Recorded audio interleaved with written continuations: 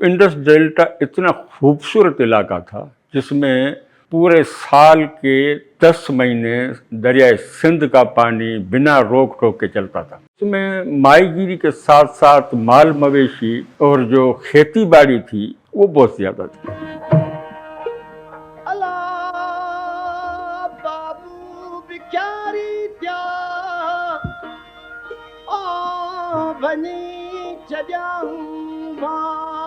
अब जब हम बात कर रहे हैं लोअर इंडस डेल्टा की और उसमें उसके जो वेस्टर्न पार्ट है, उस डेल्टा की पोजीशन ऐसे बनती है कि जब इंडस अपने साथ बहुत सारा सिल्ट लेके चलता है तो वो आके मैदानों में डिपॉजिट करता है।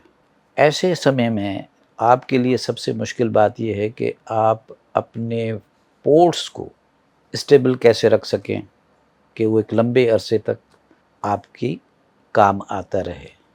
तो उस वजह से होता ये है कि आपके पोर्ट्स जो हैं वो बहुत जल्दी अपनी लाइफ स्पेन पूरा करते रहते हैं। यहाँ पर हमारे पास जो पोर्ट टाउन्स हैं उनका ज़िक्र तारीख़ में मिलता है।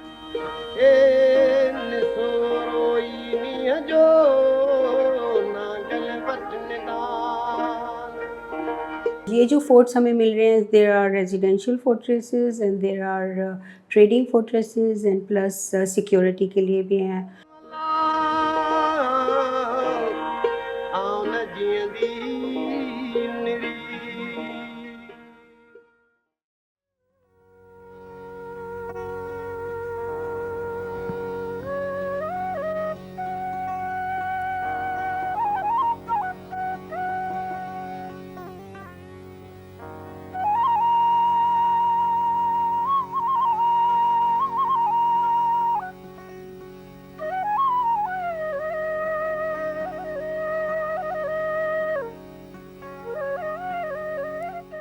और on the very verge of west was the रत्तोकोट।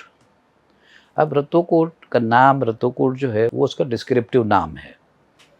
ऐसी जगह जो लाल नज़र आए, ब्रिक का अपना एक कलर है, हमारे इलाके की जो ईंट बनती है वो सुर्ख होती है। रत्तोकोट कोई हिस्टोरिक नाम नहीं है और उसके नाम से आप उसकी कोई शनाख्त तय नहीं कर सकते कि ये किसने बनाया होगा। यहाँ पर आर्कियोलॉजी हमारी मदद करती है। उसकी दीवारें अभी तक मौजूद हैं। उसमें जो मतलब हमें पोट्री मिलती है या जो आसार मिलते हैं वो बहुत ही पुराना है।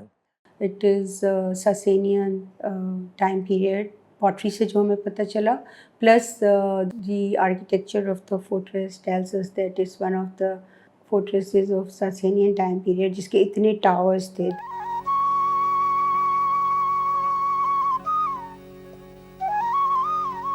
कुछ चीज़ें हैं जो आपको बेतहाशा खुशी देती हैं या फिर कुछ अजीब फीलिंग देती हैं, पता नहीं क्यों। मैं पहली बार वहाँ गया तो हमारी कश्ती जा रही है और फिर अचानक फिर वो मैंग्रोव्स के जंगल, फिर वहाँ से मुड़े तो फिर दूसरे जंगल। उस वक्त में हम गए थे रत्तोकोट, मगर वहाँ मैं जब गया तो वो मुझे बड़ा पुरस्कार सा किला लगा। एक खौफ था, एक खौफ की कैफियत थी जो वहाँ मैंने महसूस की।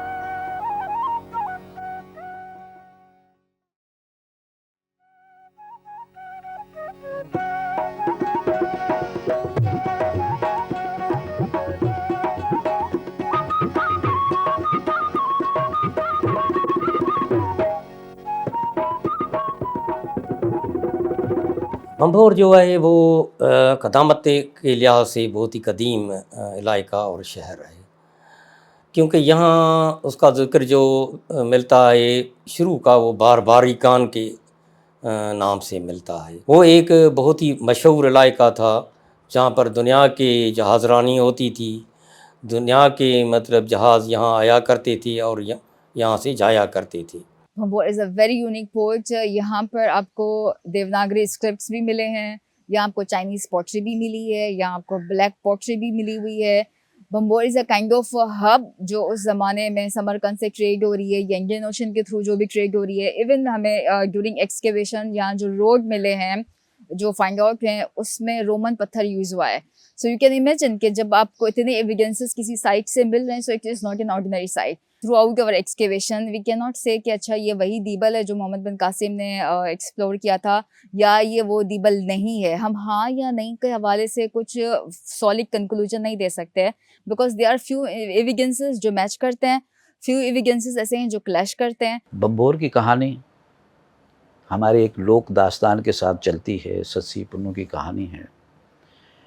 उसमें इस शहर की तबाही को उन्होंने कहानी में पुन्नू के यहाँ से चले जाने और सस्सी के उसके पीछे जाने को ही उन्होंने इख्तिताम दिखा दिया कि उसके बाद फिर वो शहर जो है, सस्सी का शहर, फिर वो लुटिया गया।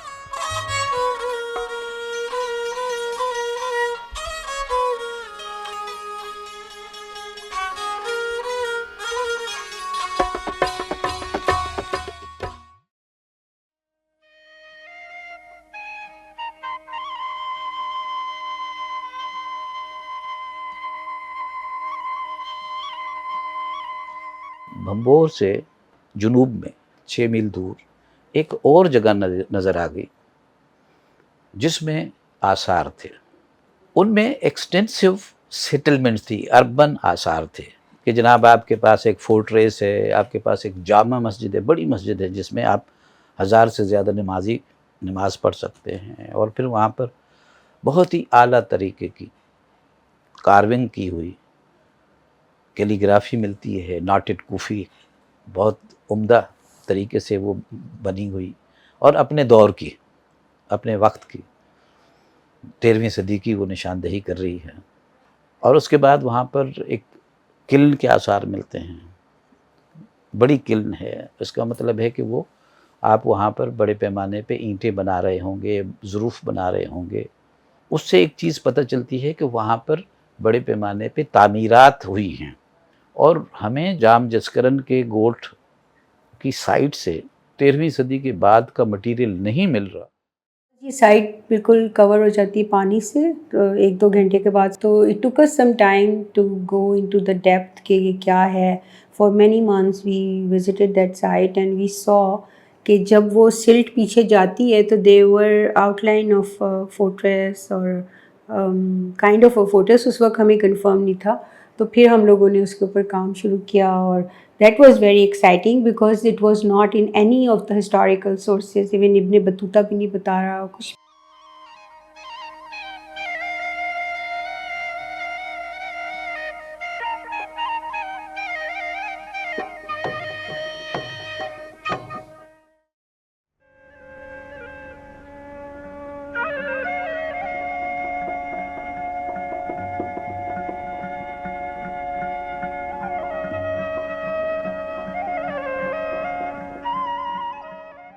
राणू कोट, वो कोट राणू अजमल उसका था। ये जो राणू कोट था ये दरिया के इलाके पर था, ज़रई इलाका भी था, समंदर भी करीब, समंदर के साथ और व्यापार के लिहाज से, अशा के लिहाज से आना जाना ये भी था, खुशकी का रास्ता, दरिया का रास्ता। इस वजह से बहुत ही एक अहम इलाका था, अहम कोट था। हमारी जो पुरानी कहानियाँ हैं उसमें लोक अदब है, उसमें मौजूद है। ये जो हमारी लोक कहानियाँ हैं, मैं कहता हूँ कि ये इसमें हमारी हिस्ट्री भी है, हमारी वो पुरानी सकाफ़त भी है, वो कल्चरल भी हैं, लेकिन मुआशी हिस्ट्री भी इसमें है। और राणू कोट जो है एक रियासत का ये आखिरी जो है ऐसा कोट था, उसमें बादशाह भी रहता था और एक तहफ़्फ़ुज़ का मतलब जहाँ पूरे इस धाराजा जो रियासत है उसका तहफ़्फ़ुज़ किया जाता था।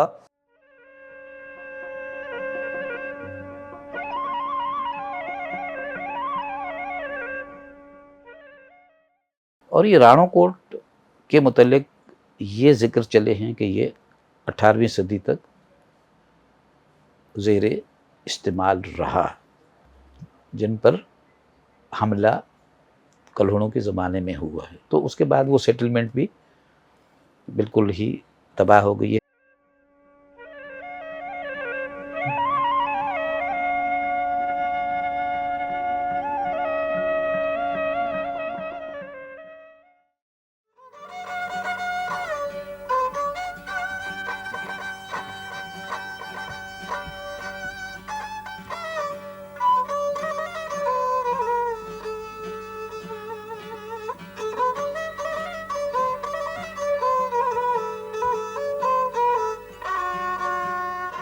और उसके बाद जब दरिया ने थोड़ा सा और अपना रुख चेंज किया तो फिर जाकी बंदर वजूद में आया। पहले जो ये कश्तियाँ बादमान कश्तियाँ थी कुरंगी क्रीक से चलती थी, जब जाकी बंदर वजूद में आया तो ये कश्तियाँ शन क्रीक से जो चलने लगी, और ये बड़ा ज़बरदस्त दौर था इंडस डेल्टा का।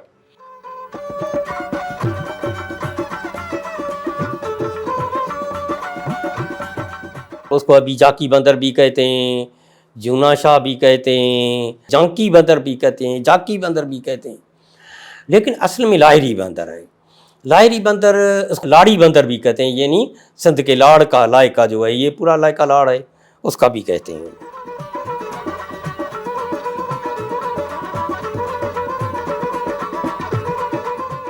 Lahiri remained a port, primary port for 700 years. The modern Jaki port is basically just the non-submerged portion of Lahiri port.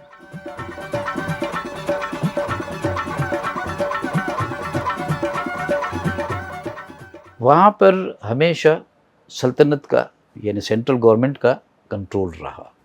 तो ये लाहरी बंदर का भी एरिया जो था वो मकामी चीफ्स जो थे, जैसे समा हैं, समों से पहले सुमरे थे, तो उनके हाथ में नहीं दिया गया। इसलिए हमें उनकी तरफ से, उनके लिहाज से, उनके शख्सियत और उनकी शनाख्त के हवाले से कोई मटेरियल वहाँ से रिपोर्ट नहीं हुआ। 16-17 सेंचुरी तक हमें टाइल्स के पैटर्न्स मिल रहे हैं, खूबसूरत हमाम हैं, और अंदर आर्किटेक्चरल स्ट्रक्चर बड़ा खूबसूरत है, ग्लेस टाइल्स मिल रहे थे, और पॉटरी भी बहुत खूबसूरत मिली है इधर से।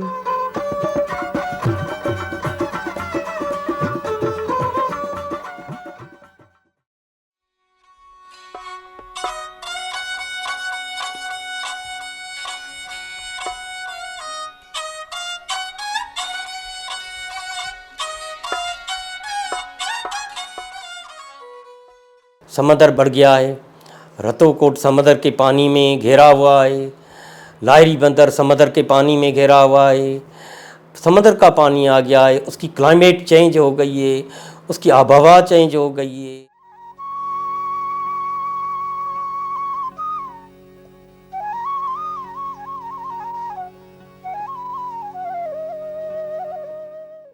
आस्ता आस्ता जो पानी आना बंद हुआ, क्योंकि शुरुआत हुई पानी बंद होने से, जब पानी होना बंद हुआ तो फिर समंदर में डेल्टा को भी काटा, ज़मीनें भी बंजर हुई, माल मवेशी भी ख़त्म हुए और लोगों को हिजरत भी करना पड़ी। क्लाइमेट माइग्रेशन हुई, लोग मुस्तकिल पानी की कमी की वजह से आहिस्ता आहिस्ता जो पक्के किनारों पर शिफ्ट होना शुरू हुए। औरतों का हमने वो रोज़गार सिर्फ नहीं खोया, हमने अपना कल्चर भी खोया है, और बहुत खूबसूरत कल्चर था हमारा माहीगीरी का, जो हमने अपना कल्चर भी वहाँ पर खोया है। लोग हमारे, जिस तरह बाबा बता रहे थे कि क्लाइमेट माइग्रेशन जब हुई तो किस तरीके से औरतें जो है वो एक गुरु की शक्ल में बैठ के वहाँ पर जो है वो सॉन्ग जो है वो एक दुख जो है वो एक गाने के ज़रिए अपना बताती थी कि किस तरीके से लोग हमारे जो हैं वो अपने आबाई अमाज गाएँ छोड़ के जा रहे हैं। मेला मडियूं माटियूं जिणियूं उन्हनि जूं गाटियूं छिड़कियो छेलन खेडियां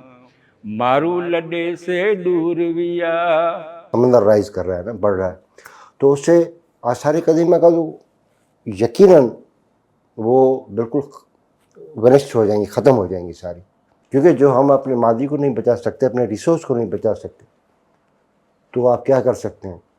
आप अपने गुज़रे ज़माने को नहीं बचा सकते, आप अपने रिसोर्स को डिस्ट्रॉय करें तो फिर आप क्या करेंगे? ये बड़ा संजीदा सवाल है, उस पर किसी बड़े प्लेटफार्म पर इस पर बात होनी चाहिए। मारू विया सब मुल्क मटे जांगिन खां आया जटे काबू कयां जे कोटन में बाक़ी रहिया ॾींहड़ा बटे सरतियूं कीअं विसारियां वतन खे पीसारियां जेसी तां पइजियां अला मारू लॾे से दूर विया मालन जूं त हे पुठियूं मेयूं ॻोयूं ॿकरियूं सुठियूं रिढूं त असांजे राॼनि में सदा सुन पेयूं उठियूं।